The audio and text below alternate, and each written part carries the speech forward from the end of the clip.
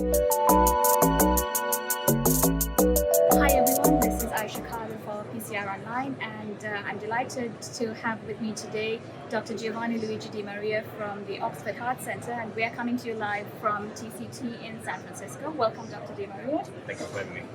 Congratulations on your late breaker presentation today. Dr. Di Maria has just presented results of the PIXO AMI study, which is the first multi-center randomized controlled trial that looked at the efficacy of this device in STEMI in adjunct with primary PCI. So tell us a bit about what PIXO is and the hypothesis and design of your study. Sure, thanks for the invitation. Let's try to put things in perspective because the rationale for the study literally comes from the still need to find a way to reduce cycles. Massive progress has been made to primary PCI, but the reality is that our abilities kind of plateau over the years of improve clinical outcomes. And the pressure control intermittent chronic sinus occlusion is a possible technology that can indeed support primary PCI, so can actually potentially augment the effect of infarct reduction in primary PCI. The device consists of a balloon that is mounted on a catheter. The balloon is inserted in the coronary sinus during the procedure. Is inserted by the femoral venous access, and what the balloon does, it does inflate for a few coronary cycles, and when that happens, the limit of back pressure gets increased. So there is a concept of possible opening of collateral, so shifting the blood pool from the remote myocardium to the ischemic myocardium. This is the possible mechanism by which infarcts can be reduced. Which point did you apply the PIXO in STEMI? Yes, so with the main scope to not delay revascularization, the operator was asked first of all to restore anterograde flow. We will show a modality just wire passage, expiration, and predilation. And then once anterograde flow was restored according to the artery, that's when the device was inserted into the sinus. And the reality is there have been some animal models and preliminary study that show that the device can actually reduce macrovascular dysfunction or can reduce infarct size, but of course this has never been tested in clinical trial. So this is what it was kind of a mandate to assess once for all whether this is a potential effective therapy on top of primary PCI patients. And what was your patient population, apart from the anterior STEMI, any other specific criteria that you looked at, and what was the primary endpoint? Yeah. So we went first of all for anterior STEMI because we are aiming to target relatively large MI. On top of that, we know that the anterior wall of the heart is mainly drained by the coronary sinus, so probably was the territory that was more likely to benefit from this additional therapy.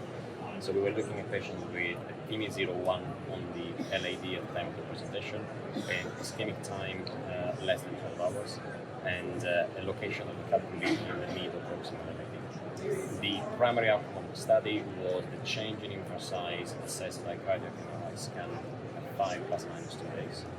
And the sample size was calculated to be 144 to detect a reduction of 25% in the active group.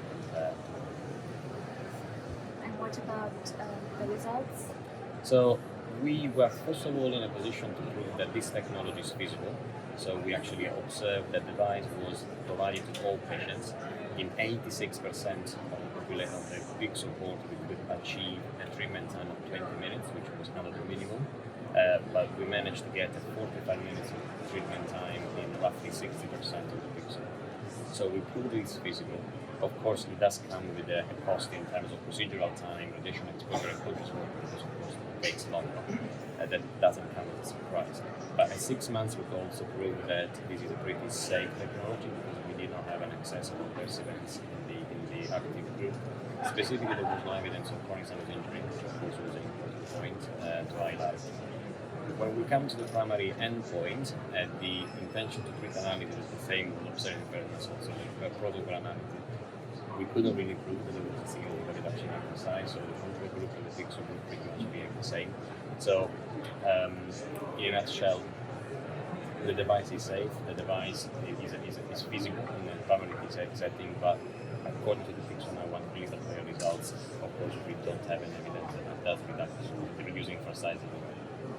That is why there's science and that's why we need a clinical trial, but why do you think that is? And also interestingly, in your proof of concept study, you pre-selected patients with an IMR greater than 40 in order to apply this device. Why was that criteria done a priori? Yes, so that is a very, very good point, and actually probably this is a learning point if we want to move forward in STEMI research and STEMI clinical trials, because for a matter of keeping things as simple as possible, we went with the TIMI-01 entry criteria because it could have been potentially demanding for the operator to also perform an IMR assessment. Despite that we were aware that in the preliminary work the efficacy of the device has been specifically seen in a subgroup of patients with a higher chance of developing a larger size of the PO, and they were pre-targeted by IMR.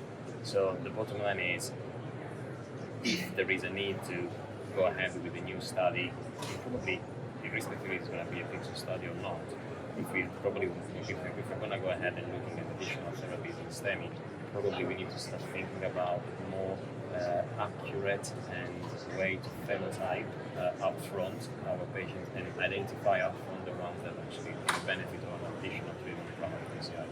Absolutely. So last question. Given the neutral results, do you see a patient population or a role of Pixel in patients presenting with STEMI? I still believe that the concept of coronary sinus occlusion probably still has a scope.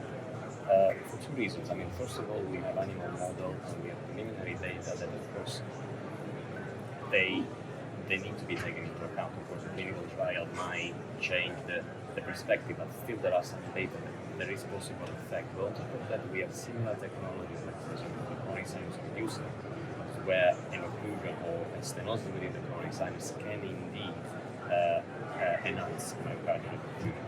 So probably the concept is still valid. Just a matter of if we still believe that it's a possible technology in the STEM field, probably as I was mentioning before, looking at a more targeted and highly characterized phenotype population, and possibly having upfront coronary physiology assessment could be a way forward. Those challenges of doing that in STEMI will be a different issue. So Yeah, but probably it's important to keep things simple, but actually that can't be too simple. So there is a need for a change. irrespective, congratulations Thank on you the very trial much. and thank you very much for your time. Appreciate And your invite. make sure you follow the rest of the coverage of PCR online from TCT. Thank you.